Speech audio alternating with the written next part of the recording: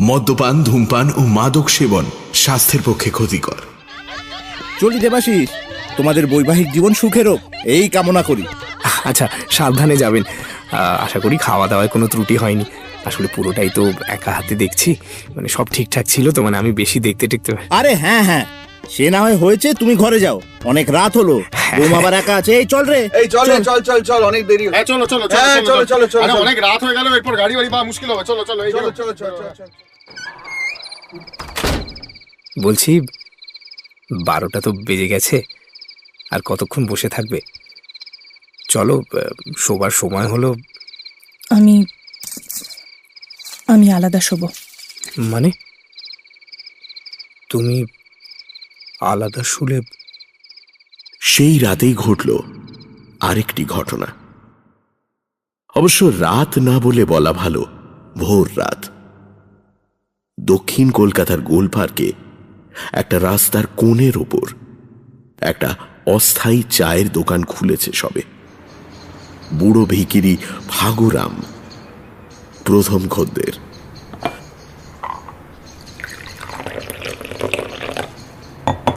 फागुराम चाय ले। वाह, ये चाय में जो खुशबू है ना, ऐसा कोई चाय।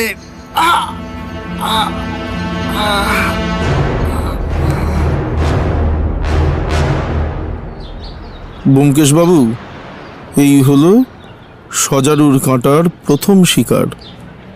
আমরা তো এই বিষয়ে খুব একটা কিছু। এখন আপনি।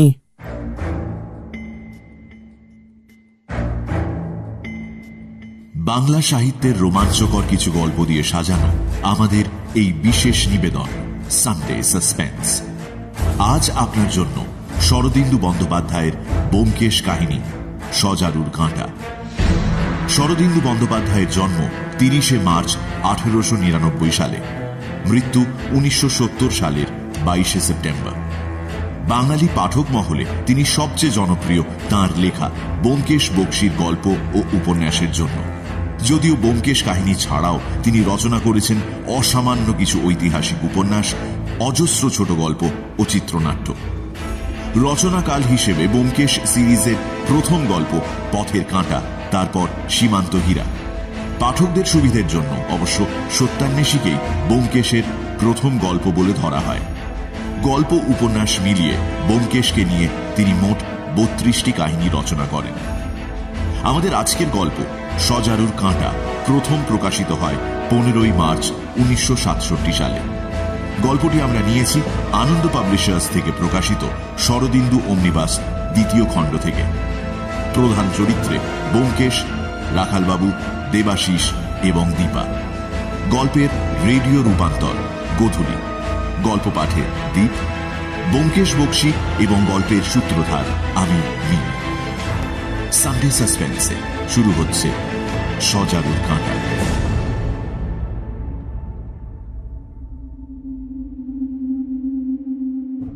দেবাশিস আর দীপা। শাস্ত্র মতে দুজনের বিয়ে হয়েছে ঠিকই, তবে স্বামী স্ত্রীর সম্পর্ক বিয়ের প্রথম রাত থেকেই বড় বিচিত্র। দ্বিধা আর দ্বন্দ্ব নিয়ে ঘনিষ্ঠতা না করে যতটা সহজভাবে একসঙ্গে বাস করা যায়, দুজনে সেই চেষ্টাই করছে। দীপার মনে একটা নিভৃত আতঙ্ক, আর দেবাশিসের মনে একটা অশান্তি। একদিন বিকেলবেলা দেবাশিস ফ্যাক্টরির কাজ থেকে বাড়ি ফিরে দীপাকে বলল, দীপা, একটা কথা আছে। ফ্যাক্টরিতে যারা কাজ করে তাদের ইচ্ছে তুমি একদিন ফ্যাক্টরিতে এসো, ওরা তোমাকে একটা পার্টি দিতে চায়। তুমি কি যাবে? না গেলেই কি নয়? তুমি না যেতে চাইলে আমি অবশ্যই জোর করব না, তবে কি বলো তো, না গেলে তো খারাপ দেখাবে। তাহলে যাব। তবে মাঝে মাঝে কঠিন বরফও তাপমাত্রা বদল করে। একদিন সকালে বসার ঘরে চা খেতে বসে দেবাশিস বলল, আচ্ছা, তুমি সারাদিন একলা থাকো, সময় কি করে কাটে বলো তো? তুমি তো ফুল খুব ভালোবাসো, তাই না? বাগান করার শখ আছে? আছে, বাপের বাড়িতে ছাদের উপর বাগান করেছিলাম। টবের বাগান। ব্যাস, তবে আর কি, এখানে মাটিতে বাগান করো। বাবা চলে যাওয়ার পরে বাগানের যত্ন নেওয়া হয়নি, আমি আজই ব্যবস্থা করছি। পরদিন মালি এলো, গাড়ি গাড়ি সার এলো, নার্সারি থেকে গোলাপের কলম, ছোট ছোট গাছের চারা এলো, আরো কত কি যে এলো। পরের কয়েকদিন, কয়েক সপ্তাহ খুব উত্তেজনায় কাটল। একদিন দেবাশিস ফ্যাক্টরি থেকে ফিরে এসে দেখল দীপা খুব মন দিয়ে বাগানে কি সব মাপজোক করছে। দেবাশিস আসতেই তাকে বলল, এই দেখো দেখো, ইস্টার লিলিতে কুড়ি ধরেছে। তাই নাকি? বাহ বাহ বাহ, তোমার বাগানের প্রথম ফুল, বাহ। হাসতে গিয়েও দীপা থেমে গেল। তোমার বাগানের? বাগান কি শুধু দীপার একার? দেবাশিসের নয়? তারপর কেটে গেছে আরো কয়েক সপ্তাহ। দীপা আর দেবাশিসের দাম্পত্য পেরিয়েছে মাস 2। এক সন্ধ্যের কথা, রবীন্দ্র সরোবর লেকের ধার, সময় মোটামুটি 8:30-9টা। আসলে খুবই বিপদের মধ্যে পড়ে গেছি ভাই, না হলে তোমায় এভাবে। আরে এত কিছু বলতে হবে না, এই নাও, এটা রাখো, যদি আরো দরকার পড়ে আমাকে জানিও, কেমন? থ্যাংক ইউ সো মাচ ভাই। চলি, কাল আড্ডায় দেখা হচ্ছে আশা করি। হ্যাঁ হ্যাঁ, এসো এসো, সাবধানে যেও।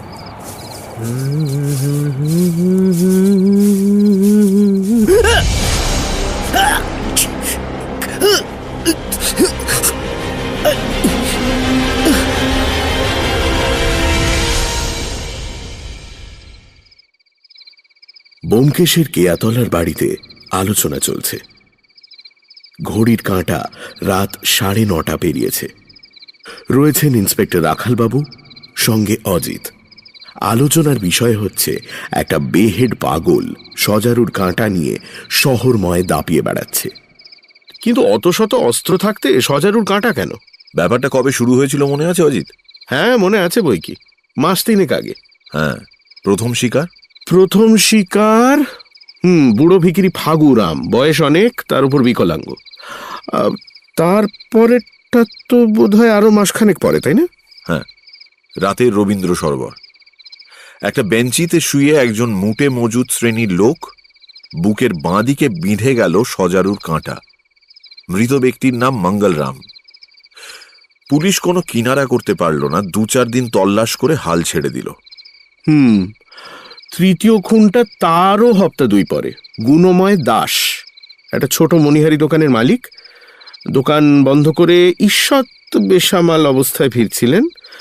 লোকটা তার পেছনে এসে দাঁড়ালো, পকেট থেকে কাঁটা বের করে গুণময় বাবুর পিঠের বাঁদিকে 5টার হাড়ের ফাঁক দিয়ে বিঁধিয়ে দিল।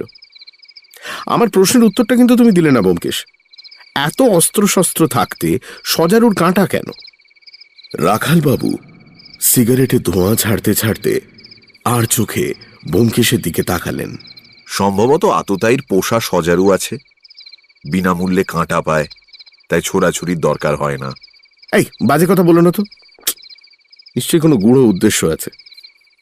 আচ্ছা রাখালবাবু, এই যে 3টে খুন হয়ে গেল, তা আসামি কি 3 জন না 1 জন, কিছু বুঝতে পারছেন? 1 জন বলেই তো মনে হচ্ছে। 3 জন হতেও বাধা নেই। মনে করো প্রথমে একজন হত্যাকারী ভিকিরিকে সজারুর কাঁটা দিয়ে খুন করলো, তাই দেখে আরেকজন হত্যাকারীর মাথায় আইডিয়া খেলে গেল, সে একজন ঘুমন্ত মজুরকে কাঁটা দিয়ে খুন করলো। বুঝেছি, সেটা দেখে আরেকজন, তাই তো?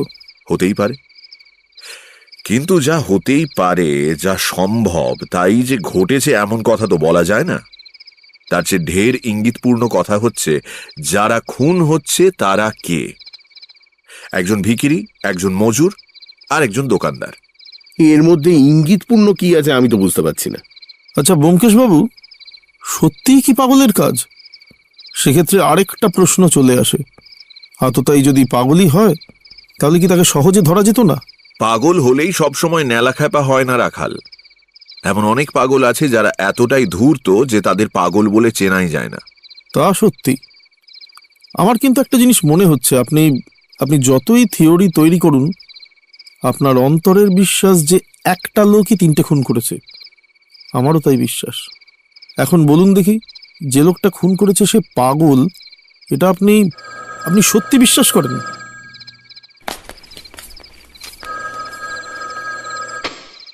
হ্যালো, হ্যাঁ কি ব্যাপার? আচ্ছা দিচ্ছি। রাখাল, তোমার কল। হ্যাঁ, ইন্সপেক্টর রাখাল দত্ত বলছি। হ্যাঁ, সে কি, এক্ষুনি আসছি। ব্যোমকেশ বাবু, আবার সজারুর কাঁটা, এই নিয়ে 4 বার। এবার উচ্চ শ্রেণীর ভদ্রলোক, কিন্তু আশ্চর্য, ভদ্রলোক মারা যাননি, তাকে হাসপাতালে নিয়ে যাওয়া হয়েছে। মারা যাননি? না, কিছু একটা রহস্য আছে। আমি চলি, আপনি আসবেন? অবশ্যই।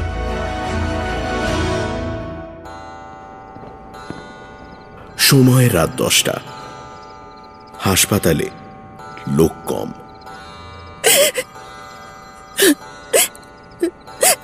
ঠাকুর, ঠাকুর তুমি ওকে সুস্থ করে দাও ঠাকুর। সব ঠিক হয়ে যাবে বৌদিমণি, সব ঠিক হয়ে যাবে, এত চিন্তা করো না।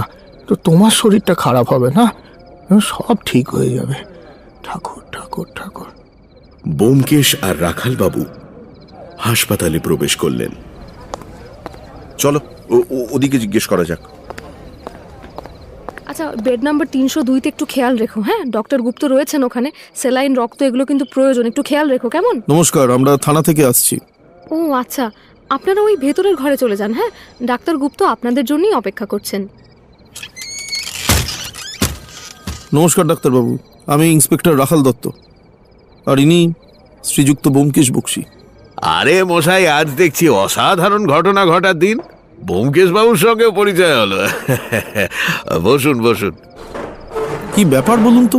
আরে মশাই, আশ্চর্য ব্যাপার, অভাবনীয় ব্যাপার। আমি 20 বছর ধরে ডাক্তারি করছি, এমন প্রকৃতি বিরুদ্ধ ব্যাপার আমি কখনো দেখিনি। অবশ্য ডাক্তারি বইতে 2-4টে উদাহরণ যে নেই তা নয়, কিন্তু সচক্ষে দেখা কোটিতে গুটি। রহস্য নিয়েই আমার কারবার। আপনি আমাকেও অবাক করে দিয়েছেন। মনে হচ্ছে একটা মনের মতো রহস্য এতদিনে পাওয়া গেছে। আপনি আমাকে গোড়া থেকে সবটা বলুন তো। বেশ, তাই বলছি। আজ রাত 8:30টার সময় 3টে ছোকরা একজন অজ্ঞান লোককে ট্যাক্সিতে নিয়ে এলো এখানে।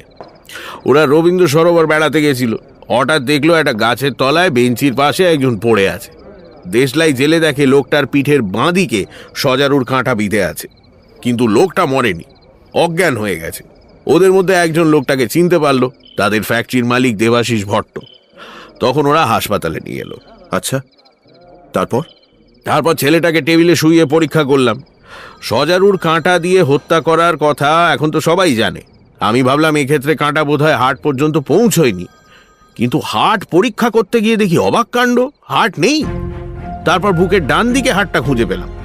প্রকৃতির খেয়ালে এই ছেলে ডান দিকে হার্ট নিয়ে জন্মেছে।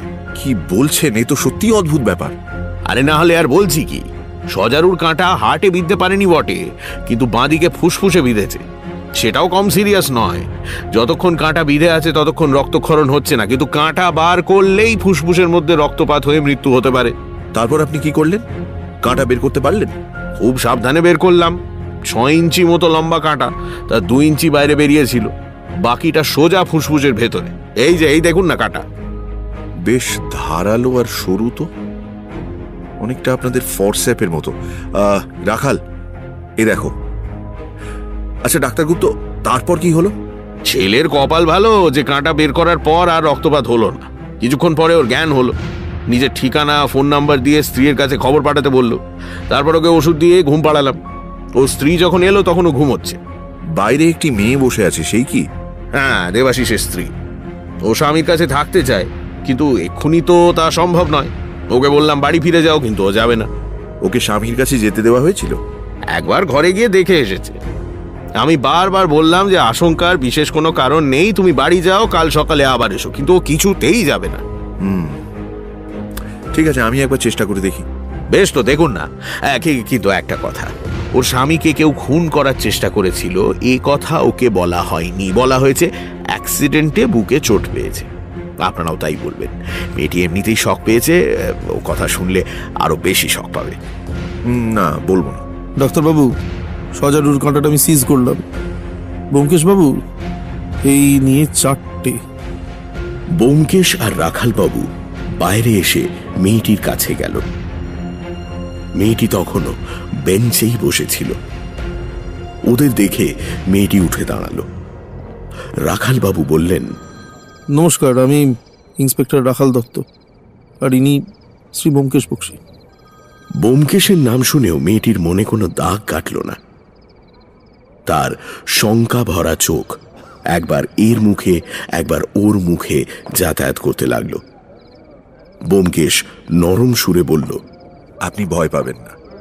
আপনার স্বামীর গুরুতর আঘাত লেগেছিল বটে, কিন্তু জীবনের আশঙ্কা আর নেই। আমাকেও ঘরে থাকতে দিচ্ছে না কেন? দেখুন, আচ্ছা, আপনার নামটাই তো জানা হয়নি। দীপা মুখার্জি। না, মানে দীপা ভট্ট। দীপা দেবী, আপনার স্বামীকে ঘুম পাড়িয়ে রাখা হয়েছে। এই সময় আপনি তার কাছে থেকে কি করবেন বলুন? তার চেয়ে না, আমাকে যদি ওর কাছে থাকতে না দেওয়া হয়, আমি সারা রাত এখানে বসে থাকবো। কিন্তু রুগীর ঘরে ডাক্তার আর নার্স ছাড়া এই সময় অন্য কারু থাকা নিষেধ। আমি কিছু করব না, খাটের একপাশে চুপটি করে বসে থাকবো। দেখি, ডাক্তারবাবুকে বলে দেখি যদি কিছু করা যায়। আচ্ছা, দেবাশিস বাবুর কি অন্য কোনো আত্মীয় এখানে নেই? না, ওর আর কোনো আত্মীয় নেই। আপনার নিশ্চয়ই আত্মীয় স্বজন আছে। তারা কোথায় থাকেন? তাদের খবর দেওয়া হয়েছে? তারা কাছেই থাকেন, কিন্তু তাদের খবর দিতে ভুলে গেছি। ঠিক আছে, আপনি ঠিকানা দিন, আমরা তাদের খবর পাঠাচ্ছি। দীপা ঠিকানা আর টেলিফোন নাম্বার দিল। ব্যোমকেশ তখন ডাক্তার গুপ্তর কাছে ফিরে গিয়ে বলল, ডাক্তারবাবু, বউটিকে স্বামীর কাছে থাকতে দিন। ও বুদ্ধিমতী বলেই মনে হলো, কিন্তু বড় ভয় পেয়েছে। ডাক্তারবাবু দু একবার আপত্তি করে শেষ পর্যন্ত রাজি হলেন। ব্যোমকেশ দীপাকে ডেকে এনে যে ঘরে দেবাশিস রয়েছে সেই ঘরে নিয়ে গেল। দীপা পা টিপে টিপে গিয়ে খাটের পাশে দাঁড়ালো। সামনের দিকে ঝুঁকে ব্যগ্র চোখে দেবাশিসের মুখ দেখল। দেবাশিস পাশ ফিরে শুয়ে ঘুমোচ্ছে। তার মুখের ভাব শান্ত, প্রসন্ন। দীপা তার মুখের ওপর চোখ রেখে অতি সন্তর্পণে খাটের পাশে বসল। রাত 11টার সময় হাসপাতাল থেকে বেরোবার পথে রাখালবাবু ব্যোমকেশকে বললেন, বউটির বাপের বাড়িতে একবার টেলিফোন করতে হবে তো? না, সশরীরে সেখানে উপস্থিত হওয়া দরকার। আজ রাতে তোমার বিশ্রাম নেই। আমি বিশ্রামের জন্য ব্যস্ত নই, চলুন।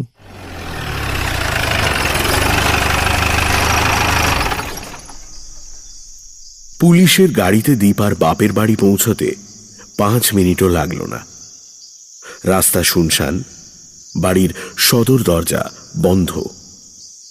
রাখালবাবু সজোরে কড়া নাড়লেন। কিছুক্ষণ পরে ঘুম চোখে একজন এসে দরজাটা একটু ফাঁক করে বলল, কে? কি চান? ভয় নেই, আমরা পুলিশের লোক, দরজা খুলুন। দরজা খুলে গেল। দুজন দাঁড়িয়ে আছেন। একজন বয়স্ক, আর একজনের বয়স 25-26 হবে। রাখালবাবু ব্যোমকেশকে নিয়ে ভেতরে ঢুকলেন। তারপর প্রশ্ন করলেন, দেবাশিস ভট্ট আপনাদের কে হন? বয়স্ক লোকটি উত্তর দিলেন, আমার জামাই। কেন, কি হয়েছে? একটা অ্যাক্সিডেন্ট হয়েছে। আপনার জামাই দেবাশিসবাবু বুকে একটা আঘাত পেয়েছেন, নিয়ে হাসপাতালে ভর্তি হয়েছেন। আপনার মেয়ে এখন সেখানেই আছেন। হ্যাঁ, কি বলছেন? কোন হাসপাতালে? রাসবিহারী হাসপাতাল। আপনি আপনি ভয় পাবেন না। আঘাত গুরুতর হলেও জীবনের আশঙ্কা নেই। না না না, আমরা এক্ষুনি যাচ্ছি। বিজয়, বিজয়, তুমি এদের বসাও একটু। আমি তোমার মাকে নিয়ে যাচ্ছি। কোথায় গেলে শুনছো? ভদ্রলোক ছুটে বাড়ির ভেতরে চলে গেলেন। ব্যোমকেশ বলল, আচ্ছা বিজয়বাবু, দেবাশিস বাবু কি আপনার ভগিনীপতি? আগে হ্যাঁ, আমিও হাসপাতালে যাব। না, আপনার সঙ্গে আমাদের একটু আলোচনা আছে। আচ্ছা, আপনার বাবার নাম কি? নীলমাধব মুখার্জি, কলেজের অধ্যাপক। ওদের কথার ফাঁকেই বয়স্ক ভদ্রলোক মানে নীলমাধব মুখার্জি তার আধ ঘোমটা টানা স্ত্রীকে নিয়ে বেরিয়ে এলেন।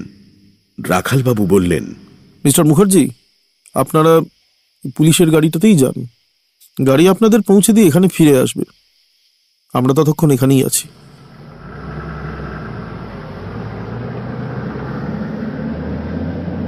ওদের রওনা করে দিয়ে তিনজনে বৈঠকখানায় এসে বসলেন। ব্যোমকেশ বিজয়কে প্রশ্ন করল, আপনাদের বাড়িতে কে কে আছেন? ঠাকুরদা উদয় মাধব মুখার্জি কলেজের প্রিন্সিপাল ছিলেন, কিন্তু হঠাৎ পঙ্গু হয়ে পড়ায় অবসর নিয়েছেন। বাবার কথা তো আগেই বললাম। এছাড়া মা আর আমি। আপনি কি চাকরি করেন? আমি MA পাশ করেছি, কলেজে পড়ানোর চেষ্টা করছি। আর আপনার বোন মানে দীপা? ও গার্লস স্কুল থেকে সিনিয়র কেমব্রিজ পাশ করেছে, তারপর ওর বিয়ে দেওয়া হলো আর কি। আপনার বোনের কতদিন বিয়ে হয়েছে? 2 মাসের কিছু বেশি, খুব সম্ভবত তাই হবে। আচ্ছা, আপনার ভগ্নিপতি কি কাজ করেন? প্রজাপতি প্রসাধন ফ্যাক্টরির মালিক। ওর আত্মীয় স্বজন কেউ নেই? যতদূর জানি কেউ নেই। বন্ধু বান্ধব? দেখুন, অন্য বন্ধু বান্ধবদের কথা জানি না, কিন্তু নৃপতিদার আড্ডায় যারা যায় তাদের সঙ্গে দেবাশিসের বেশ ঘনিষ্ঠতা আছে। নৃপতি কে? নৃপতি লাহা এই পাড়াতেই থাকে, বেশ উচ্চশিক্ষিত বুঝলেন, সারাদিন লেখাপড়া নিয়েই থাকে। সন্ধ্যের পর ওখানে আমাদের আড্ডা জমে। এই নৃপতি লাহা বিয়ে করেননি? না, বিপত্নিক এবং নিঃসন্তান। তা কে কে থাকে সেই আড্ডায়? দেখুন, প্রবাল আছে, টুকটাক গান টান করে। এছাড়া আছে খড়গ বাহাদুর, বাবা নেপালি মা বাঙালি, কলকাতার সবচেয়ে নামী ফুটবল ক্লাবের হয়ে খেলে। তাছাড়া সুজন মিত্র, সে সিনেমায় অভিনয় করে, বেশ নাম হয়েছে ওর। আর তাছাড়া আছে কপিল বোস, ওর বাবার আবার প্রচুর পয়সা। কপিল কিন্তু ভালো ছেলে, টেনিস বিলিয়ার্ড খেলে দিন কাটায় আর রাতে দূরবীন লাগিয়ে আকাশের তারা গোনে। কিন্তু এসব প্রশ্ন কেন হঠাৎ? ব্যোমকেশ এবার রাখালবাবুর সঙ্গে দৃষ্টি বিনিময় করে বলল, আপনাকে বলছি, আপনি আর কাউকে বলবেন না। দেবাশিস বাবুকে কেউ খুন করবার চেষ্টা করেছিল। বিজয়ের চোখ জল জল করে উঠল। সে উত্তেজিত হয়ে বলল, আমি জানতাম। জানতেন? কি জানতেন? আমি জানতাম যে এটা ঘটবে। আপনি জানতেন যে এটা ঘটবে? কি জানতেন আপনি? সব কথা আমাকে খুলে বলুন। আমি কিছু জানি না ব্যোমকেশবাবু। আসলে দেবাশিসের কথা শুনে মাথাটা ঠিক কাজ করছে না, তো তাই হঠাৎ কি বলে ফেলেছি ঠিক নেই। আমায় মাফ করেন ব্যোমকেশবাবু, আমি এই বিষয়ে খুব একটা কিছু জানি না। দেখুন, দেবাশিস বাবুর শত্রু তাকে খুন করবার চেষ্টা করেছিল। দৈবক্রমে তাঁর প্রাণ বেঁচে গেছে। আপনি যদি আসামিকে আড়াল করবার চেষ্টা করেন, তাহলে সে আবার দেবাশিস বাবুকে খুন করবার চেষ্টা করবে। আপনি কি চান আপনার বোন বিধবা হন? ঠিক আছে, আমি যা জানি সব বলছি, কিন্তু বিশ্বাস করুন ব্যোমকেশবাবু, কে আসামি তা আমি জানি না, সত্যি জানি না। আপনি শুধু যা জানেন সত্যি করে বলুন। দেখুন, আমাদের পরিবার বেশ রক্ষণশীল। বাড়িতে ঠাকুরদার কথাই শেষ কথা, তবে বাড়িতে বন্ধু বান্ধবদের আনাগোনা লেগেই থাকে। দীপার যদিও তাদের সামনে বেরোনোর কিংবা তাদের সঙ্গে গল্প করার ক্ষেত্রে কোনো বাধা ছিল না, কিন্তু দীপা সেই স্বাধীনতার মর্যাদাটা রাখতে পারল না। মানে সে একদিন দাদুকে বলল, দাদু, আমি একজনকে বিয়ে করতে চাই, কিন্তু তার জাত আলাদা। আপনার আপত্তি আছে? কি বললে? একজনকে বিয়ে করতে চাও? এসব কি হচ্ছে আজকাল? নিজের ইচ্ছেই বিয়ে করবে? তুমি কি ম্লেচ্ছ বংশের মেয়ে? দাদুর হুঙ্কার শুনে আমি আর মা দাদুর ঘরে মানে 3 তলায় ছুটে গেলাম। দাদু প্রায় আধ ঘন্টা ধরে দীপাকে বোঝালেন, তারপর বললেন, আর যেন কোনোদিন তোমার মুখে কথা শুনতে না পাই। তুমি এ বংশের মেয়ে, আমার নাতনি। আমি দেখে শুনে যার সঙ্গে তোমার বিয়ে দেব, তুমি তাকেই বিয়ে করবে, বুঝেছো? এখন যাও। দীপা নিচে নেমে এলো, আমিও নেমে এলাম ওর সাথে। রাগে তখন আমার মাথা কাজ করছিল না। ওকে জিজ্ঞেস করলাম, এই শোন, তুই কাকে বিয়ে করতে চাস? বলবো না, মরে গেলেও বলবো না। থাক তাহলে তুই এ ঘরে, কোথাও যেতে হবে না তোকে। মানে দীপার বাইরে বেরোনো বন্ধ হয়ে গেল, ঘরে নজরবন্দি। কিন্তু বাড়িতে তো আপনি কিংবা আপনার বাবা থাকতেন না। হ্যাঁ, বাবা বেরিয়ে যেতেন 10টার সময়, আমি দুপুরের দিকে বেরোতাম। মা থাকতো সব সময়, কিন্তু একদিন আমার কাজ মিটে গেছিল, তাই আমি একটু তাড়াতাড়ি বাড়ি ফিরছিলাম। বাড়ির কাছাকাছি এসে দেখলাম দীপাকে বাড়ি থেকে বেরিয়ে সোজা বালিগঞ্জ স্টেশনের দিকে যাচ্ছে। এই দীপা, কোথায় যাচ্ছিস? একা একা কোথায় যাচ্ছিস তুই? কার হুকুমে একলা বাড়ি থেকে বেরিয়েছিস তুই? চল, বাড়ি চল। না, যাব না। ভালো কথায় যাবি না চুলের মুঠি ধরে টেনে নিয়ে যাব। চল। বাড়িতে বসার ঘরে ঢুকতেই দেখতে পেলাম টেলিফোনের নিচে একটা কাগজের টুকরো রয়েছে, দীপার হাতের লেখা। আমি যাকে বিয়ে করতে চাই তার সঙ্গেই চলে যাচ্ছি, তোমরা আমার খোঁজ করো না। অনেকবার দীপাকে জিজ্ঞেস করলাম জানেন ছেলেটার নাম কি, কিন্তু কিছুতেই মুখ খুলল না। আপনি বাড়ির লোককে জানালেন, আর সবাই মিলে ঠিক করলেন দীপার বিয়ে দেওয়া দরকার, কি তাই তো? আগে হ্যাঁ, তারপর একদিন নৃপতিদার কাছে গেলাম, জিজ্ঞেস করলাম কোনো ভালো পাত্রের সন্ধান আছে কিনা। নৃপতিদাই দেবাশিসের খোঁজ দিল। হ্যাঁ, দীপার ছেলে মানুষই ভালোবাসার জন্য আর কি কি সহ্য করতে হবে আমাদের কে জানে। ও আরেকটা কথা ব্যোমকেশবাবু। কি কথা? আমার দৃঢ় বিশ্বাস দীপা যে ছেলেটির সঙ্গে সম্পর্কে জড়িয়েছিল সেও নৃপতিদার বাড়িতে আড্ডা মারতে যেত। আপনার এরকম মনে হওয়ার কারণ? বিয়ের পর দেবাশিস আড্ডার লোকজনকে একদিন বাড়িতে নেমন্তন্ন করেছিল জানেন। আমরা সবাই গেছিলাম, সেখানে চা দিতে এসে দীপা তাকে দেখে ফেলে, আর তারপরেই তার মুখের ভাব পাল্টে যায়। সঙ্গে সঙ্গে সে ঘরে চলে যায়। আমি গিয়ে যখন তাকে চেপে ধরি সে নামটা বলল না, কিন্তু তার হাব ভাব দেখে আমি স্পষ্ট বুঝেছিলাম সে আমাদের একজন। এবার আপনাকে একটা কথা বলি, আমার মনে হয় আপনার বোনের ছেলে মানুষই ভালোবাসার নেশা কেটে গেছে। আচ্ছা, আজ আমরা উঠলাম, কাল বিকেল বেলা আমরা নৃপতিবাবুর বাড়িতে যাব, আপনিও উপস্থিত থাকবেন।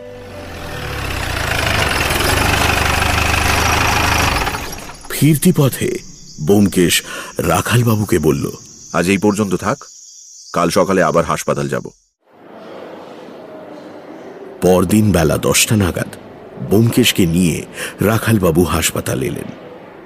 ডাক্তার গুপ্ত একগাল হেসে বললেন, ভালো খবর, ছোকরাই যাত্রায় বেঁচে গেল, সকালে বেশ চাঙ্গা হয়ে উঠেছে, তবে এখনো অন্তত 2-3 দিন হাসপাতালে থাকতে হবে। বাহ, খুব ভালো। তাহলে আমরা ওর সাথে একটু দেখা করতে পারি? পারেন, কিন্তু 10 মিনিটের বেশি নয়। হ্যাঁ, আপাতত 10 মিনিটই যথেষ্ট। ব্যোমকেশ আর রাখালবাবু যখন দেবাশিসের রুমে ঢুকলেন তখন দেবাশিস পাশ ফিরে শুয়েছিল, আর দীপা তার মুখের কাছে ঝুঁকে চুপি চুপি কথা বলছিল। দীপাকে দেখে বোঝা গেল যে ও কাল রাত থেকে এখানেই আছে। ওদের আসতে দেখে লজ্জিতভাবে উঠে দাঁড়ালো। দীপা দেবী, আপনি কাল থেকে এখানে আছেন, এবার অন্তত ঘন্টাখানেকের জন্য আপনাকে যেতে হবে। আমরা ততক্ষণ দেবাশিস বাবুর সঙ্গে আছি। দেবাশিস ক্ষীণ কণ্ঠে বলল, আরে আমিও তো সেই কথাই বলছি। দীপা একটু ইতস্তত করল, তারপর অনিচ্ছা ভরে ঘর থেকে বেরিয়ে যাওয়ার আগে বলল, শোনো, আমি আধ ঘন্টার মধ্যে আবার চলে আসবো। হ্যাঁ। ব্যোমকেশ আর রাখালবাবু নিজেদের পরিচয় দিয়ে বললেন, দেবাশিস বাবু, আমরা আপনাকে 2-4টে প্রশ্ন করব। বেশ তো, করুন না, করুন। আপনি কাল সন্ধ্যের পর লেকে বেড়াতে গিয়েছিলেন? ঠিক বেড়াতে যাইনি, হ্যাঁ তবে গেছিলাম। কেন গেছিলেন? আমার একজন বন্ধু, ও টেলিফোন করে ডেকেছিল। বন্ধু? কে বন্ধু, কি নাম? খড়গ বাহাদুর। খড়গ বাহাদুর নেপালি? হ্যাঁ, নাম করা ফুটবলার। ও সেই, লেকের ধারে ডেকেছিল কেন? ব্যক্তিগত কারণ, মানে যদি না বললে চলে তাহলে। চলবে না, বলুন। আসলে মানে ওর না কিছু টাকার দরকার হয়েছিল বুঝলেন, তাই আমার কাছে ধার চাইবার জন্য ডেকেছিল আর কি। আপনার বাড়িতে আসেনি কেন? তা জানি না, বোধহয় বাড়িতে আসতে সংকোচ হয়েছিল, যদি কেউ জানতে পারে। কত টাকা চেয়েছিল? 1000। আপনি টাকাটা নিয়ে গিয়েছিলেন? না না, খড়গ টেলিফোনে টাকার কথা বলেনি, শুধু বলেছিল জরুরি দরকার আছে। তারপর গেলাম, গিয়ে দেখলাম সে ওই বড় ফটকের কাছে দাঁড়িয়ে আছে। দুজনে গিয়ে একটা বেঞ্চিতে বসলাম। খড়গ টাকার কথা বলল আর আমি রাজি হয়ে গেলাম।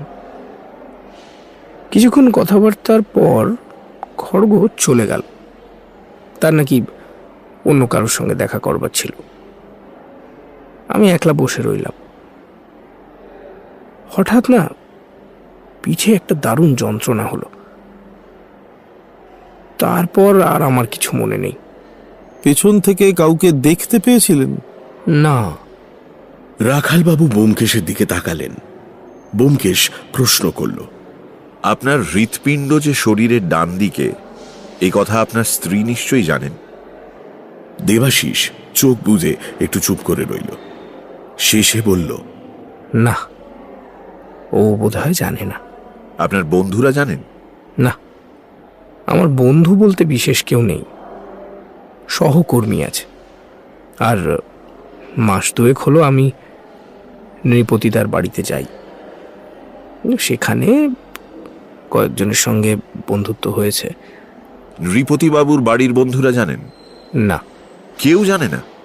বাবা জানতেন আর ডাক্তারবাবু জানতেন।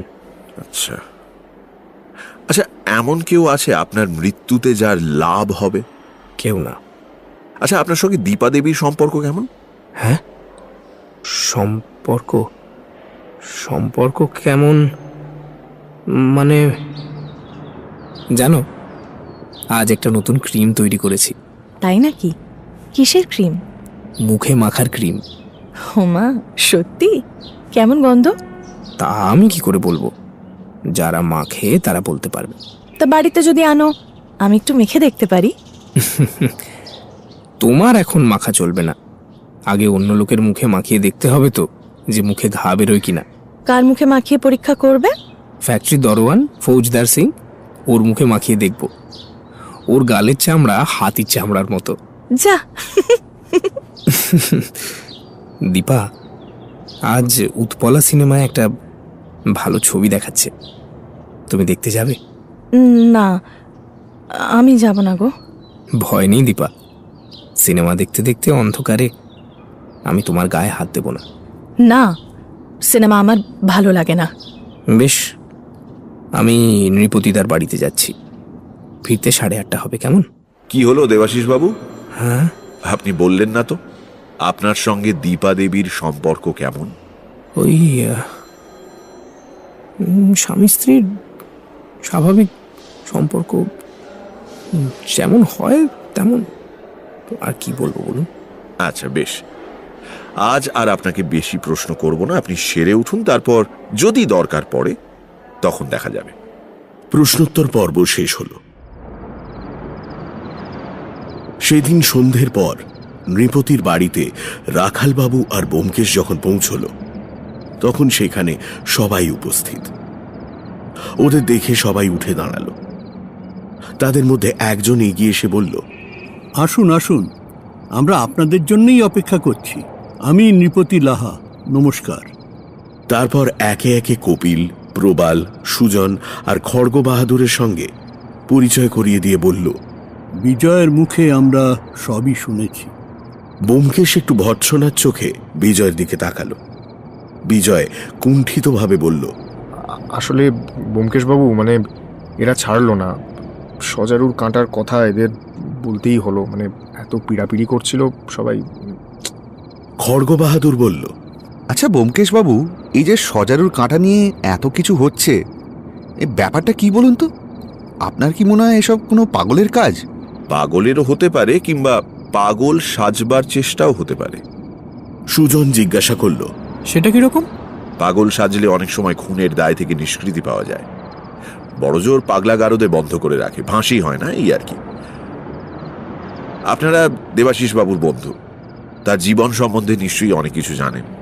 ওর সঙ্গে আমাদের পরিচয় বেশি দিন না, আমাদের মধ্যে শুধু প্রবাল ওকে আগে থেকে চিনত। ব্যোমকেশ এবার প্রবালের দিকে তাকালো।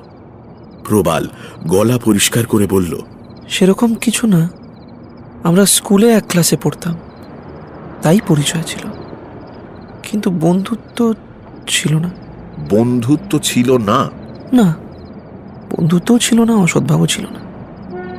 স্কুলের পরও দিল্লি চলে গেল, অনেকদিন দেখা সাক্ষাৎ হয়নি। মাস দুয়েক আগে এই ঘরে ওকে আবার দেখলাম। ও আচ্ছা, খড়গ বাহাদুর, কাল রাতে আন্দাজ 8টার সময় আপনি দেবাশিস বাবুকে টেলিফোন করেছিলেন? হ্যাঁ। কোথা থেকে টেলিফোন করেছিলেন? এখান থেকেই। নৃপতিদার টেলিফোন আছে, আমরা সকলেই দরকার হলে ব্যবহার করি। কাল আমরা সবাই এখানেই ছিলাম, শুধু দেবাশিস ছাড়া। ওর জন্য অনেকক্ষণ অপেক্ষা করলাম, কিন্তু ও যখন এলো না তখন ওর বাড়িতেই টেলিফোন করেছিলাম। তারপর লেকে দেখা হয়েছিল, তাই তো? আচ্ছা, এখন একটা কথা বলুন দেখি, আপনি যখন দেবাশিস বাবুকে ছেড়ে চলে আসেন তখন আশেপাশে কাউকে দেখেছিলেন? দেখে থাকলেও লক্ষ্য করিনি। আমরা একটা গাছের তলায় বেঞ্চে বসেছিলাম, আর অন্ধকার হয়ে গেছিল, লোকজন বেশি ছিল না। আচ্ছা নৃপতিবাবু, আপনাকে একটা কাজ করতে হবে। আমরা আপনাদের পৃথকভাবে প্রশ্ন করতে চাই। আমরা একটা ঘরে গিয়ে বসবো আর আপনারা একে একে আসবেন।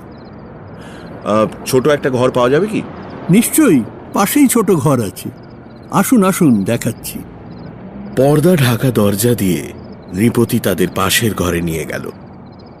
ঘরটা ছোট, কয়েকটা চেয়ারের মাঝখানে একটা গোল টেবিল, টেবিলের ওপর টেলিফোন রাখা। ব্যোমকেশ বলল, এই তো ঠিক যেমনটা চেয়েছিলাম। রাখাল, তুমি সভাপতির আসন অলঙ্কৃত করো। নৃপতিবাবু, আপনি বাকি সবাইকে বসতে বলে চলে আসুন এখানে। আগে আপনার জেরা শেষ করে একে একে ওদের ডাকবো। ছোট্ট ঘরটায় এজলাস বসল। শুরু হলো প্রশ্ন উত্তর পর্ব। ব্যোমকেশ জিজ্ঞেস করল, আচ্ছা নৃপতিবাবু, আপনি তো দেবাশিসের কথা বিজয়কে বলেছিলেন, তাই না? আগে হ্যাঁ। আপনি কি দেবাশিসকে আগে থেকে চিনতেন?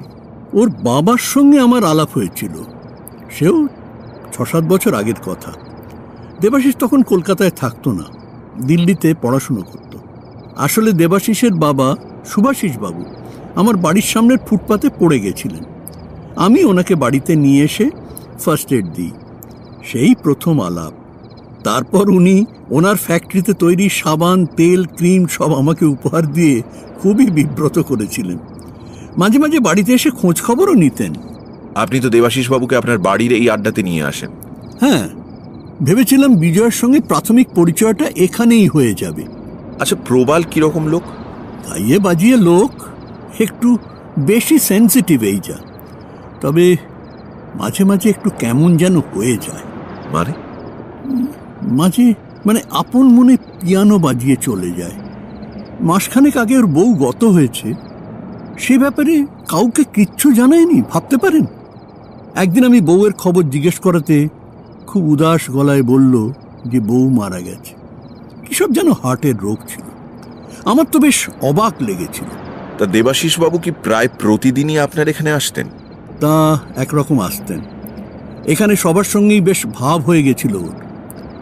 যদিও দেবাশিস খুব একটা বেশি কথা বলতো না, তবে মনে হয় আড্ডাটা মনে মনে বেশ উপভোগী করত। অনেক ধন্যবাদ। আপনি এবার আসতে পারেন। দয়া করে কপিল বাবুকে একটু পাঠিয়ে দেবেন।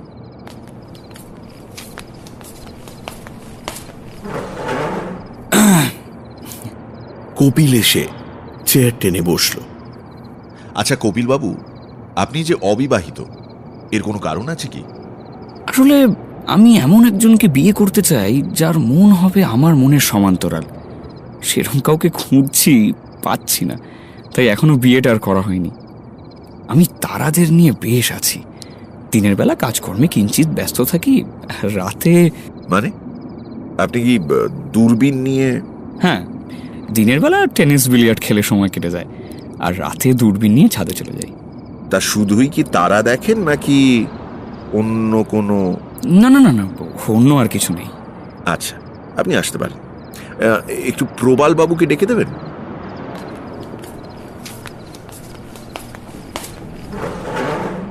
আপনার সঙ্গে তো দেবাশিসের আগে থেকেই পরিচয় ছিল, তাই না?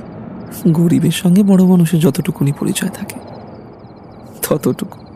গান বাজনা করে কিরকম রোজগার হয় আপনার?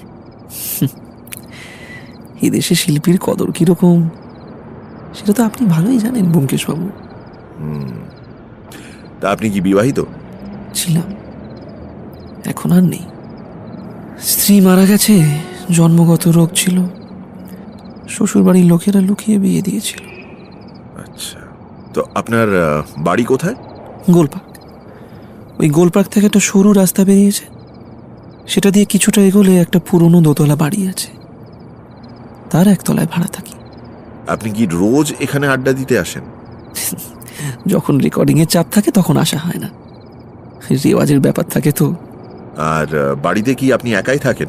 হ্যাঁ, একটাই লোক আছে, ওই খাবার দিয়ে যায়। ধন্যবাদ।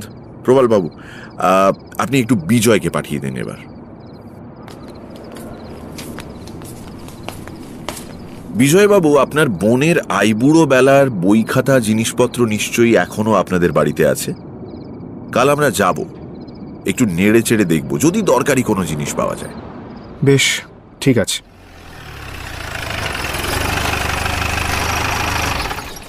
পরদিন সকাল 8টার সময় বিজয় নিজেদের বাড়িতে অপেক্ষা করছিল। ব্যোমকেশ আর রাখালবাবু আসতেই তাদের দোতলায় দীপার ঘরে নিয়ে গেল।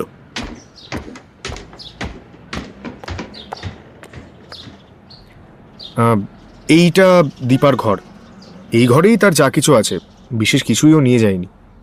বেশ বড় ঘর, জানলার পাশে খাট, বিছানা, অন্য পাশে টেবিল, চেয়ার, বইয়ের আলমারি। পেছনের দেওয়ালে একটা এসরাজ ঝুলছে। টেবিলের মাঝখানে ছোট্ট একটা জাপানি ট্রানজিস্টর রাখা আছে। ব্যোমকেশ ঘরের চারদিকে একটা সন্ধানী চোখ ফিরিয়ে বলল, দীপা দেবীর দেখছি গান বাজনার শখ আছে। হ্যাঁ, একটু আধটু এসরাজও বাজাতে শিখেছে। আপনার বাবা বাড়িতে আছেন? না, মা বাবা দুজনেই হাসপাতালে। দেবাশিস বাবু ভালো আছেন, আমি টেলিফোন করে খবর নিয়েছিলাম।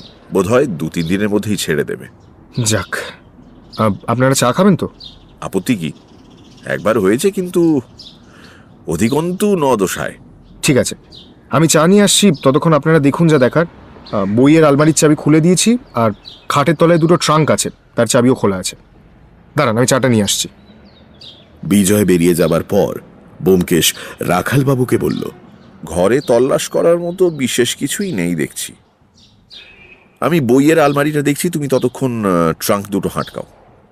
রাখালবাবু খাটের তলা থেকে ট্রাঙ্ক দুটো টেনে বার করলেন। ব্যোমকেশ আলমারি খুলে বই দেখতে লাগল। বইগুলো বেশ পরিচ্ছন্নভাবে সাজানো। প্রথম সারিতে কবিতা আর গানের বই, নিচের তাকে স্কুলের পাঠ্য বই। ব্যোমকেশ বইগুলো একে একে খুলে দেখল, কিন্তু কোথাও এমন কিছু পেল না যা থেকে কোনো ইঙ্গিত পাওয়া যায়। আধুনিক কোনো লেখকের বই আলমারিতে নেই, এমনকি শরৎচন্দ্রের বইও না। এ থেকে পারিবারিক গোঁড়ামির পরিচয় পাওয়া যায়। দীপার মানসিক প্রবণতার কোনো ইশারা তাতে নেই। ব্যোমকেশ বাবু, একবার এদিকে আসুন। ব্যোমকেশ রাখালবাবুর পাশে গিয়ে দাঁড়ালো। তিনি একটা খোলা ট্রাঙ্কের সামনে হাঁটু গেড়ে বসে আছেন। সামনে মেয়েলি জামাকাপড়ের স্তূপ, হাতে পোস্টকার্ড আয়তনের একটা সুদৃশ্য বাঁধানো খাতা। খাতাটা ব্যোমকেশের দিকে এগিয়ে দিয়ে রাখালবাবু বললেন, কাপড় চোপড়ের তলায় ছিল, একবার পড়ে দেখুন। অটোগ্রাফের খাতা, বেশিরভাগ পাতাই খালি। সামনের কয়েকটা পাতায় উদয় মাধব ইত্যাদি বাড়ির কয়েকজনের হস্তাক্ষর, দু একটা মেয়েলি কাঁচা হাতের নাম দস্তখত। তারপর একটা পাতায় একজনের স্বাক্ষরের ওপর একটা কবিতার ভগ্নাংশ।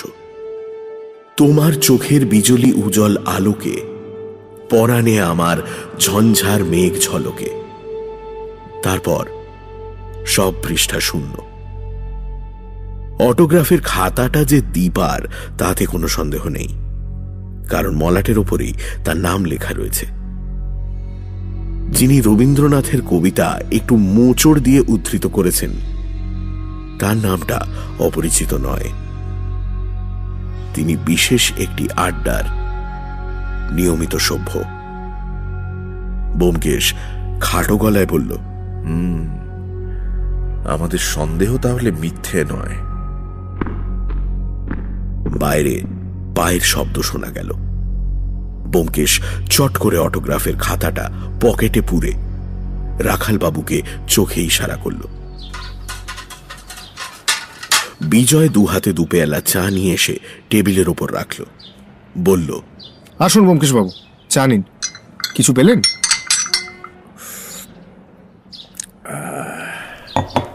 সত্যান্বেষণের পথ বড় দুর্গম।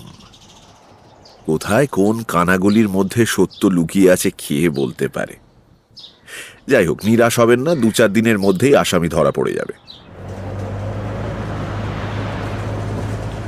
তারপর দুজন চা খেয়ে বেরিয়ে পড়ল। রাস্তায় যেতে যেতে রাখালবাবু বললেন, তাহলে এখন বাকি রইল শুধু আসামিকে গ্রেফতার করা। অবশ্য পাকাপোক্ত সাক্ষী সাবুত না পেলে তাকে পাকড়াও করা যাবে না। না, তাকে পাকড়াবার একটা ফন্দি বার করতে হবে, কিন্তু তার আগে নিঃসংশয়ভাবে জানা দরকার দেবাশিসের স্ত্রী এ ব্যাপারে কতটা যুক্ত আছে। হাসপাতালে ডাক্তার গুপ্ত ব্যবস্থা করে দিলেন। একটা ফাঁকা ঘরে দীপার সঙ্গে ব্যোমকেশ আর রাখালবাবুর কথা হলো। ব্যোমকেশ বলল, আমরা আপনাকে কয়েকটা প্রশ্ন করতে চাই। কেন প্রশ্ন করতে চাই এখন জানতে চাইবেন না, পরে আপনি জানতে পারবেন। কি জানতে চান বলুন না। তার মুখে আতঙ্কের ভাব আর নেই। সে তার সহজ স্বাভাবিক সাহস অনেকটা ফিরে পেয়েছে। সওয়াল আরম্ভ হল। রাখালবাবু অচঞ্চল চোখে দীপার মুখের দিকে তাকিয়ে রইলেন। ব্যোমকেশ বলল, নৃপতি লাহা নামে একটি ভদ্রলোকের বাড়িতে যাদের নিয়মিত আড্ডা বসে, তাদের আপনি চেনেন? দীপার চোখের দৃষ্টি সতর্ক হল। সে বলল, হ্যাঁ চিনি, সবাই আমার দাদার বন্ধু। ওরা আপনার বাপের বাড়িতে যাতায়াত করেন? বাড়িতে কাজকর্ম থাকলে আসেন। এদের নাম নৃপতি লাহা, সুজন মিত্র, কপিল বসু, প্রবাল গুপ্ত, খড়গ বাহাদুর। এদের ছাড়া আর কাউকে আপনি চেনেন? না, শুধু এদেরই চিনি। আচ্ছা, নৃপতি লাহা যে বিপত্নিক সেটা আপনি জানেন? যেন শুনেছিলাম। এদের মধ্যে আর কারুর বিয়ে হয়েছে কিনা জানেন? বোধহয় আর কারুর বিয়ে হয়নি। প্রবাল গুপ্ত, উনি কি বিবাহিত? ঠিক জানি না, বোধহয় বিবাহিত নয়। আচ্ছা, আপনাকে জানিয়ে রাখি, প্রবাল গুপ্ত বিবাহিত, সম্প্রতি স্ত্রী বিয়োগ হয়েছে। হ্যাঁ, আমি আমি জানতাম না। যাক, কপিল বসু লোকটাকে আপনার কেমন লাগে? ভালোই তো। ওর সম্বন্ধে কোনো কুৎসা শুনেছেন? না। আর সুজন মিত্র যে সিনেমার আর্টিস্ট, তার সম্বন্ধে কিছু শোনেননি? না, ওসব আমি কিছু শুনিনি। আচ্ছা, অন্য প্রশ্ন করি, আপনি সিনেমা দেখতে ভালোবাসেন? হ্যাঁ। সুজন মিত্রের অভিনয় কেমন লাগে? খুব ভালো। উনি কেমন লোক? দাদার বন্ধু যখন ভালোই হবেন, দাদা মন্দ লোকের সঙ্গে বন্ধুত্ব করেন না। তা বটে। আচ্ছা, আপনি ফুটবল খেলা দেখেছেন? ছেলেবেলায় দেখেছি, যখন স্কুলে পড়তাম। খড়গ বাহাদুরের খেলা দেখেছেন? না, রেডিওতে কমেন্ট্রি শুনেছি। এবার শেষ প্রশ্ন, আপনার স্বামীর হৃদযন্ত্র যে বুকের ডান দিকে, সেটা আপনি জানেন? জানি। ব্যোমকেশ ভুরু কুঁচকে তাকালো। আপনি জানেন? হ্যাঁ, কিছুদিন আগে দুপুর রাতে ওর কাঁপুনি দিয়ে জ্বর এসেছিল। আমাকে ডাক্তার ডাকতে বলেছিল। আমি জানতাম না ওদের পারিবারিক ডাক্তারটা কে, তাই আমার বাপের বাড়ির ডাক্তারকে ফোন করলাম। সেন কাকা, মানে আমার ডাক্তার, তিনি এসে পরীক্ষা করলেন। তারপর যাবার সময় আমাকে আড়ালে ডেকে বললেন যে ওর হৃদযন্ত্রটা উল্টো দিকে। এরকম নাকি খুব একটা বেশি দেখা যায় না। প্রকাণ্ড হাঁপ ছেড়ে নিঃশ্বাস ফেলে ব্যোমকেশ উঠে দাঁড়ালো। বলল, আমার বুক থেকে একটা বোঝা নেমে গেল। আর কিছু জানবার নেই। দীপা দেবী, আপনি স্বামীর কাছে চলে যান। চলো রাখাল। হাসপাতালের বাইরে এসে ব্যোমকেশ রাখালবাবুকে প্রশ্ন করল, কি দেখলে, কি বুঝলে? কোনো ভুল নেই, মেয়েটা নির্দোষ। প্রতিক্রিয়া যখন যেমনটা আশা করা গিয়েছিল তেমনটাই পাওয়া গেছে। এখন কিং কর্তব্য? তুমি এখন থানায় যাও রাখাল, আমিও বাড়ি যাই। ও ভালো কথা, একটা বুলেট প্রুফ গেঞ্জি জোগাড় করতে পারো? পারি, কিন্তু সেটা দিয়ে কি হবে? একটা আইডিয়া মাথায় এসেছে।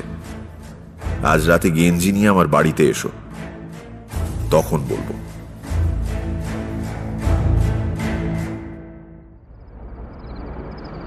সন্ধ্যের পর ব্যোমকেশ একা নৃপতির আড্ডায় গেল। সবাই উপস্থিত ছিল। ব্যোমকেশকে ছেঁকে ধরল। নৃপতি তার সামনে সিগারেটের কৌটো খুলে ধরে বলল, আসুন ব্যোমকেশবাবু, সিগারেট নিন। আমি খবর নিয়েছি 2-1 দিনের মধ্যেই দেবাশিসকে হাসপাতাল থেকে ছেড়ে দেবে। ওর সুস্থ হয়ে ফিরে আসা উপলক্ষে আমি একটা পার্টি দেব। আপনাকে কিন্তু আসতেই হবে ব্যোমকেশ বাবু। হ্যাঁ, নিশ্চয়ই আসবো। কপিল ব্যোমকেশের গা ঘেঁষে বসে আবদারের সুরে বলল, আপনার সত্যান্বেষণ কতদূর এগোলো বলুন না ব্যোমকেশ বাবু। দিল্লি এখনো অনেক দূর। সজারুর কাঁটার ওস্তাদটি কে তা এখনো জানা যায়নি, তবে থিওরি একটা খাড়া করেছি। সুজন গলা বাড়িয়ে বলল, কিরকম থিওরি? ব্যোমকেশ সিগারেটে কয়েকটা ধীর মন্থর টান দিয়ে বলতে শুরু করলো, ব্যাপারটা হচ্ছে এই যে কোনো একজন অজ্ঞাত লোক সজারুর কাঁটা দিয়ে প্রথমে একটা ভিখিরিকে খুন করলো, তারপর এক মজুরকে খুন করলো, তারপর আবার খুন করলো এক দোকানদারকে, এখন সর্বশেষে দেবাশিস বাবুকে খুন করবার চেষ্টা করলো। 4 বারই অস্ত্র হচ্ছে সজারুর কাঁটা। অর্থাৎ হত্যাকারী জানাতে চায় যে 4টে খুনই একই লোকের কাজ। এখন হত্যাকারী যদি পাগল হয় তাহলে তো কিছু করবার নেই। পাগল অনেক রকমের হয়। এক ধরনের পাগল আছে যাদের পাগল বলে চেনা যায় না, তারা অত্যন্ত ধূর্ত, তাদের খুন করার কোনো যুক্তিসঙ্গত মোটিভ থাকে না। এই ধরনের পাগলকে ধরা বড় কঠিন। কিন্তু যদি পাগল না হয়, যদি পুলিশের চোখে ধুলো দেবার জন্য কেউ পাগল সেজে সজারুর কাঁটার ফন্দি বার করে থাকে, মনে করুন দেবাশিস বাবুর এমন কোনো গুপ্ত শত্রু আছে যে তাকে খুন করতে চায়। সরাসরি খুন করলে ধরা পড়ার ভয় বেশি, তাই সে ভিখিরি খুন করে কাজ আরম্ভ করল। তারপর মজুর, তারপর দোকানদার। স্বভাবতই মনে হবে দেবাশিস বাবু হত্যাকারীর প্রধান লক্ষ্য নয়, একটা বিকৃত মস্তিষ্ক লোক যখন যাকে মনে হচ্ছে খুন করে যাচ্ছে। হত্যাকারী যে দেবাশিস বাবুকে খুন করার জন্য এত ভনিতা করেছে তা কেউ বুঝতে পারবে না। এই হলো আমার থিওরি। কিছুক্ষণ ঘর নিস্তব্ধ হয়ে রইল। তারপর নৃপতি বলল, কিন্তু মনে করুন এরপর আবার একটা খুন হলো সজারুর কাঁটা দিয়ে, তখন কি বলা চলবে যে দেবাশিসই হত্যাকারীর আসল লক্ষ্য? না, তখন আবার নতুন রাস্তা ধরতে হবে। কপিল বলল, আচ্ছা বলছি ব্যোমকেশ বাবু, খুনিকে কি আদৌ ধরা যাবে? চেষ্টার কোনো ত্রুটি হবে না। এমন সময় কফি এলো। প্রবাল উঠে গিয়ে পিয়ানোতে মৃদু টুংটাং আরম্ভ করল।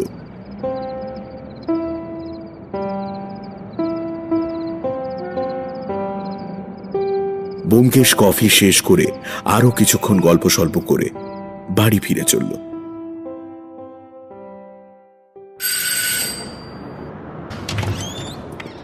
ব্যোমকেশ বাড়ি ফিরে আসার কয়েক মিনিট পরে রাত 8:45 সময় রাখাল বাবু এলেন। তার হাতে একটা মোড়ক। ব্যোমকেশ বলল, এনেছো? রাখাল বাবু মোড়ক খুলে দেখালেন। ব্রোকেডের মতো একটা কাপড় দিয়ে তৈরি একটা ফতুয়া, কিন্তু সোনালি বা রূপলি জরির ব্রোকেড নয়, স্টিলের জরি দিয়ে তৈরি লোহার জাল। জামার ভেতরে পড়লে বাইরে থেকে বোঝা যায় না, কিন্তু এই কঠিন বর্ম ভেদ করা ছোড়াছুরি তো দূরের কথা, পিস্তল রিভলভারেরও অসাধ্য।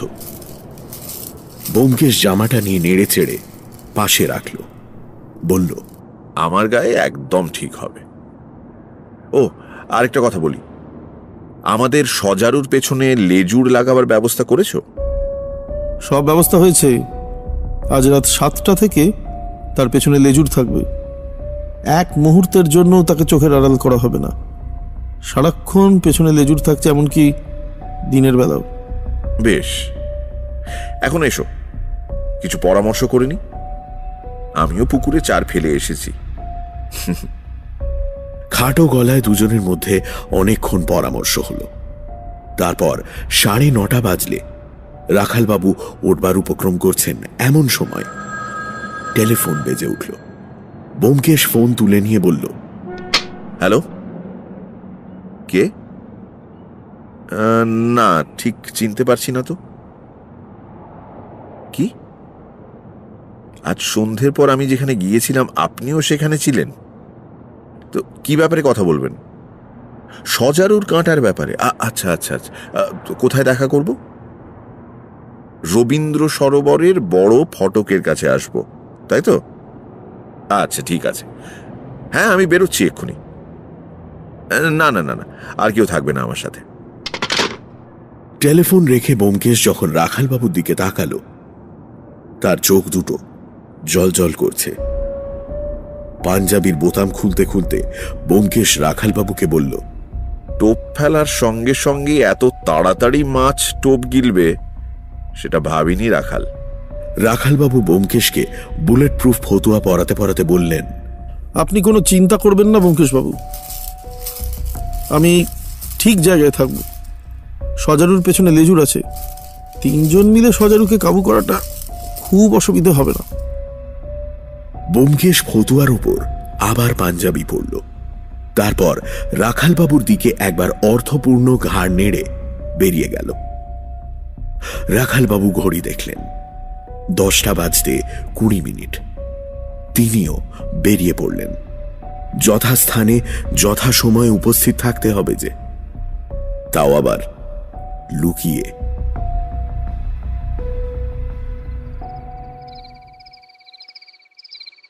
রবীন্দ্র সরোবরের সদর ফটকের সামনে লোক চলাচল নেই। কদাচিৎ একটা বাস কিংবা মোটর হুশ করে সাদার্ন অ্যাভিনিউ দিয়ে চলে যাচ্ছে। ব্যোমকেশ সাদার্ন অ্যাভিনিউ এর রাস্তা পেরিয়ে ফটকের সামনে গিয়ে দাঁড়ালো। এদিক ওদিক তাকালো, কিন্তু কাউকে দেখতে পেল না। রবীন্দ্র সরোবরের ভেতরে আলো আঁধারিতে জনমানব চোখে পড়ে না। ব্যোমকেশ ফটকের মাঝখানে দাঁড়িয়ে খানিক ইতস্তত করল, তারপর ভেতর দিকে এগিয়ে গেল। 2-4 পা এগিয়েছে মাত্র, এমন সময় একটা লোক সামনের একটা গাছের আড়াল থেকে বেরিয়ে এসে দাঁড়ালো। হাত তুলে ব্যোমকেশকে ইশারা করে ডাকল। ব্যোমকেশ তার কাছে যেতেই লোকটা ইশারা করে বেঞ্চে বসতে বলল। জলের ধারে গাছের তলায় বেঞ্চ পাতা। ব্যোমকেশ গিয়ে বেঞ্চের ডান দিকের ধারে বসল। চারদিকের ঝিকিমিকি আলোতে অস্পষ্টভাবে মুখ দেখা যায়, তার বেশি নয়। ব্যোমকেশ জিজ্ঞেস করল, এবার বলুন। লোকটা একটা সিগারেট খেতে চাইল। ব্যোমকেশ সিগারেটের প্যাকেট বার করে দিল। লোকটা সিগারেট নিয়ে প্যাকেটটা ব্যোমকেশকে ফেরত দিল। তারপর নিজের পকেট থেকে দেশলাই বার করতে করতে হঠাৎ ব্যোমকেশকে ইশারা করে বলল যে ব্যোমকেশের পেছন দিকে কে যেন আসছে। ব্যোমকেশ সেদিকে ঘুরে বসতেই অনুভব করল তার পিঠের বাঁ দিকে বুলেট প্রুফ ফতুয়ায় চাপ পড়ছে।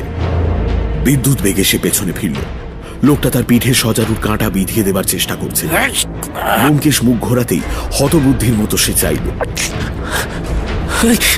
তারপর দ্রুত উঠে পালাবার চেষ্টা করলো, কিন্তু ব্যোমকেশের বজ্রমুষ্টি লোহার মুগুরের মতো তার চোয়ালে লেগে তাকে ধরাশায়ী করল। ইতিমধ্যে আরো 2টো মানুষ আলাদিনের জিনের মতো আবির্ভূত হয়েছিল। তারা ধরাশায়ী লোকটা 2 হাত ধরে টেনে দাঁড় করালো।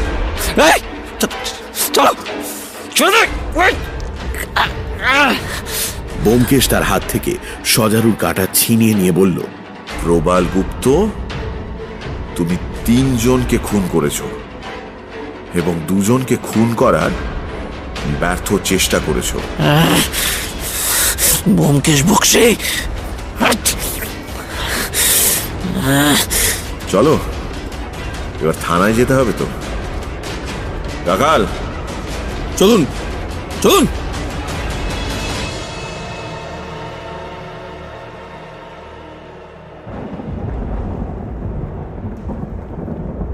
হপ্তা 2 পরে একদিন মেঘাচ্ছন্ন সকালবেলায় ব্যোমকেশের বসার ঘরে পারিবারিক চায়ের আসর বসেছে। অজিত আছে, সত্যবতীও আছে। কাল রাত থেকে বৃষ্টি শুরু হয়েছে, মাঝে মাঝে থামছে, আবার শুরু হচ্ছে। অজিত বলল, ইস, এমন একটা গাইয়ে লোককে তুমি পুলিশে ধরিয়ে দিলে। লোকটা বড্ড ভালো গান করতো, কিন্তু ও সত্যি এতগুলো লোককে খুন করেছে। লোকটা নিশ্চয়ই পাগল।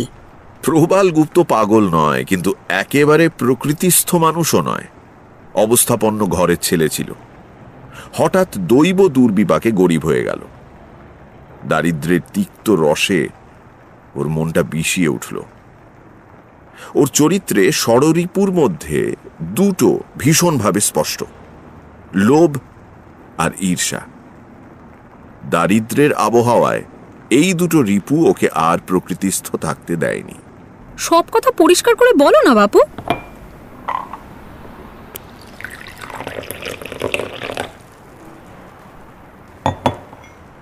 ব্যোমকেশ পেয়ালায় দ্বিতীয়বার চা ঢেলে সিগারেট ধরালো।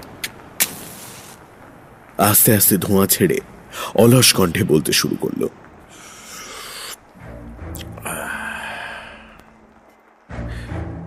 এই রহস্যের চাবি হচ্ছে সজারুর কাঁটা। আততায়ী যদি পাগল হয় তাহলে আমরা অসহায়, বুদ্ধির দ্বারা তাকে ধরা যাবে না। কিন্তু যদি সে পাগল না হয় তখন ভেবে দেখতে হবে যে সে ছোড়াছুরি ছেড়ে সজারুর কাঁটা দিয়ে খুন করবে কেন। নিশ্চয়ই কোনো উদ্দেশ্য আছে। কি উদ্দেশ্য? প্রত্যেকবার আততায়ী সজারুর কাঁটা মৃতদেহে বিধিয়ে রেখে যায়, তার মানে সে জানাতে চায় যে এই খুনগুলো একই লোকের কাজ, ভিখিরি, মজুর, দোকানদার। কিন্তু কেন? আমার কাছে এই প্রশ্নের একমাত্র উত্তর হচ্ছে, ভিখিরি থেকে দোকানদার পর্যন্ত কেউই হত্যাকারীর আসল লক্ষ্য নয়। আসল লক্ষ্য অন্য লোক। শুধুমাত্র পুলিশের চোখে ধুলো দেবার জন্য হত্যাকারী এলোপাথাড়ি 3টে খুন করেছে, যাতে পুলিশ কোনো মোটিভ খুঁজে না পায়। তারপর তো দেবাশিসকে খুন করার চেষ্টা হলো, কিন্তু সে বেঁচে গেল। তবে আততায়ী কিন্তু ধরা পড়ল না। আমার সত্যান্বেষণ শুরু হলো এখান থেকেই। দেবাশিসই যে হত্যাকারীর আসল লক্ষ্য সে বিষয়ে আমি তখনও নিঃসন্দেহ হতে পারিনি। আমি অনুসন্ধান করা শুরু করলাম। নৃপতি লাহার বাড়িতে যে কজন যাতায়াত করে তারা ছাড়া আর কারুর সঙ্গে দেবাশিসের বিশেষ ঘনিষ্ঠতা নেই। ওর ফ্যাক্টরির লোকেরা আজ পর্যন্ত একবারও ফ্যাক্টরিতে স্ট্রাইক হয়নি, সুতরাং বুঝতেই পারছ। খোঁজ নিয়ে যেটা জানা গেল সেটা হচ্ছে, বিয়ের আগে দীপা একজনের প্রেমে পড়েছিল, তার সঙ্গে পালাতে গিয়ে ধরাও পড়েছিল। তারপর দেবাশিসের সঙ্গে ওর বিয়ে হয়। দীপার এই গুপ্ত প্রণয় কে ছিল দীপা ছাড়া আর কেউ তা জানে না। এবার প্রশ্ন হলো, কে হতে পারে? দীপার বাপের বাড়িতে গোঁড়া সাবেকি চাল, অনাত্মীয় পুরুষের সাথে স্বাধীনভাবে মেলামেশার অধিকার দীপার নেই। শুধু ওর দাদার বন্ধুরা যখন বাড়িতে আসে তখন তাদের সঙ্গে সামান্য মেলামেশার সুযোগ সে পায়। সুতরাং দীপার প্রেমিক তার দাদারই কোনো এক বন্ধু, মানে ওই নৃপতি কিংবা তার আড্ডার একজন। এবার একটা মোটিভ পাওয়া যাচ্ছে। দীপার ব্যর্থ প্রেমিক তার স্বামীকে খুন করতে চায়, যদিও সেই চাওয়াটা খুবই নৃশংস আর বিবেকহীন। সজারুর কাঁটা দিয়ে খুন করাটাও তাই। নৃপতির আড্ডায় যারা আসতো তাদের সঙ্গে দেবাশিসের আলাপ মাত্র 2 মাসের। কেবলমাত্র একজনের সঙ্গে তার স্কুল থেকে চেনাশোনা, প্রবাল গুপ্ত। যদিও সেই চেনাশোনার মধ্যে কোনো সম্প্রীতি ছিল না। কিন্তু তার মানে তো এই নয় যে প্রবাল গুপ্তই আততায়ী। প্রবাল গুপ্তকে তুমি সন্দেহ করলে কেন? বাকিদের আমি নেড়েচেড়ে দেখেছি, কোনোভাবে দীপার সঙ্গে তাদের সম্পর্কের প্রমাণ পাইনি। যেটা পেলাম সেটা হচ্ছে একটা অটোগ্রাফের খাতা। তাতে নৃপতির আড্ডার কেবল একটা লোকেরই সই আছে, আর সে হলো প্রবাল গুপ্ত। প্রবাল লিখেছে, তোমার চোখের বিজলি উজ্জ্বল আলোকে পরাণে আমার ঝঞ্ঝা মেঘ ঝলকে। তার কথায় কোনো অস্পষ্টতা নেই। আরো জানা গেল যে দীপা গান ভালোবাসে, কিন্তু প্রবাল যে বিবাহিত সেটাও জানত না। সুতরাং কে গানের ফাঁদ পেতে দীপাকে ধরেছে তা জানতে বাকি রইল না। তারপর আরেকটা কথা লক্ষ্য করতে হবে। যেদিন ভোরবেলা ভিখিরিকে সজারুর কাঁটা দিয়ে মারা হয় সেদিন রাতে দীপার ফুলশয্যা। এতটা সমাপতন বোধহয় অন্য কোথাও খুঁজে পাওয়া অসম্ভব। কিন্তু প্রবাল যদি দীপাকেই ভালোবাসতো তাহলে আবার একটা অন্য মেয়েকে বিয়ে করার কি মানে? শুরুতেই বললাম না, লোভ আর ঈর্ষা ওর মধ্যে ভীষণভাবে স্পষ্ট। অগাধ টাকা পয়সা থেকে ধীরে ধীরে গরিব হয়ে যাওয়ার কষ্ট বড় দুঃসহ। গান গেয়ে কোনোভাবে দিন গুজরান হলেও প্রাণে সুখ ছিল না। একটা রুগ্ন মরণাপন্ন মেয়েকে বিয়ে করার ফলে তার জীবন আরো দুর্বহ হয়ে উঠেছিল। আমার বিশ্বাস বউ মারা যাবার আগে থেকেই ও দীপার জন্য ফাঁদ পেতেছিল। ভেবেছিল বড় ঘরের একমাত্র মেয়েকে বিয়ে করলে অবস্থা ফিরে যাবে। ও এও জানতো যে দীপার বাড়ি থেকে কিছুতেই এই বিয়ের অনুমতি দেবে না। কিন্তু একবার পালিয়ে গিয়ে বিয়েটা হয়ে গেলে আর ভয় নেই, তখন সকলেই মেনে নিতে বাধ্য হবে। পালাতে গিয়ে দীপা ধরা পড়লো আর বাড়ির লোকেরা ওর বিয়ে দিয়ে দিল। হ্যাঁ, প্রবালের মনের অবস্থাটা ভেবে দেখো। অন্য কারোর সঙ্গে বিয়ে হলে হয়তো সে এতটা ক্ষেপে উঠতো না, কিন্তু দেবাশিস হিংসে রাগে তার বুকের মধ্যে আগুন জ্বলতে লাগবে। দেবাশিসকে খুন করতেই হবে, কিন্তু প্রথমেই তাকে খুন করা চলবে না। তাহলে পরে সে যখন দীপাকে বিয়ে করবে তখন সকলের তার উপর সন্দেহ পড়বে। তাই সে শুরু করলো সজারুর কাঁটার নারকীয় খেলা। তারপর এসে গেল সুযোগ। খড়গ বাহাদুর নৃপতির বাড়ি থেকে দেবাশিসকে ফোন করে দেখা করতে বলল। প্রবাল সবটাই শুনেছিল আড়াল থেকে। সে বুঝেছিল এর থেকে ভালো সুযোগ আর হয় না। সে যথাস্থানে গিয়ে সজারুর কাঁটা নিয়ে লুকিয়ে রইল, কিন্তু সে জানতো না যে দেবাশিসের হৃৎপিণ্ডটা বুকের ডান পাশে আছে। এই হলো গল্প। আর কিছু জানবার বাকি আছে? তোমাকে মারতে গেছিল কেন? আমি সেদিন ওদের আড্ডায় গিয়ে বলে এসেছিলাম যে সজারুর কাঁটা দিয়ে যদি আর খুন না হয় তাহলে বুঝতে হবে যে দেবাশিসই আততায়ীর প্রধান লক্ষ্য। তাই প্রবাল ঠিক করলো আমাকে খুন করেই প্রমাণ করবে যে দেবাশিস আততায়ীর প্রধান লক্ষ্য নয়। তাতে সাপও মরবে, লাঠিও ভাঙবে না। কিন্তু আমি যে তাকে ধরবার জন্যই ফাঁদ পেতেছিলাম তা সে বুঝতে পারেনি। বাবা, কি রাক্ষসী মানুষ! হঠাৎ দরজায় টোকা পড়ল। ব্যোমকেশ উঠে গিয়ে দরজা খুলল। ব্যোমকেশ দা, আসবো? আরে দেবাশিস বাবু যে, আসুন আসুন। দেবাশিস সংকুচিত ভাবে ঘরে ঢুকল। সত্যবতী উঠে দাঁড়িয়েছিল। দেবাশিস হাত জোড় করে বলল, বলছি কি, আজ রাতে আমার বাড়িতে সামান্য খাওয়া দাওয়ার আয়োজন করেছি। তোমাদের সবাইকে যেতে হবে। বৌদি, বৌদি তুমি দাদাকে নিয়ে, অজিত বাবুকে নিয়ে চলে এসো। আমি কিন্তু না শুনবো না। বেশ বেশ বেশ, আরে বসুন না। তা উপলক্ষটা কি?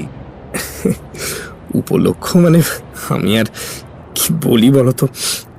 আসলে ব্যোমকেশ দা, আজ আমাদের সত্যিকারের ফুলশয্যা। দীপাকে আনতে চেয়েছিলাম, কিন্তু সে লজ্জায় একেবারে লাল হয়ে আছে। বৌদি, তোমাকে যে আজ আসতেই হবে, নইলে দীপার লজ্জা ভাঙবে না।